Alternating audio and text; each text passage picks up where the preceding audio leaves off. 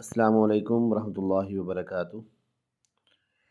اعوذ باللہ من الشیطان الرجیم، بسم اللہ الرحمن الرحیم۔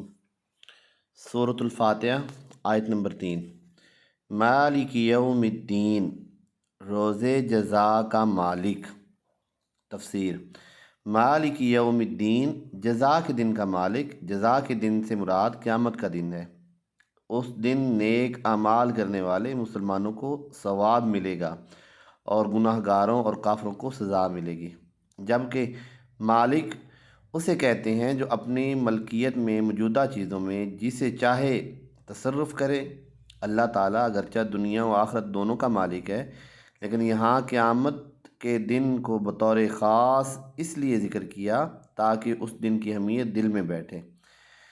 نیز دنیا کے مقابلے میں آخرت میں اللہ تعالیٰ کے مالک ہونے کا ظہور زیادہ ہوگا، کیونکہ اس دن کسی کے پاس ظاہری سلطنت بھی نہ ہوگی جو اللہ تعالیٰ نے دنیا میں لوگوں کو عطا فرمائی تھی۔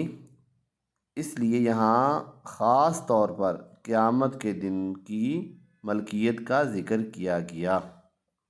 صدق اللہ العظیم۔ اللہ تعالیٰ سے دعا ہے جو میں نے پڑھا آپ نے سنا اس پر عمل کی توفیق عطا فرمائے، آمین۔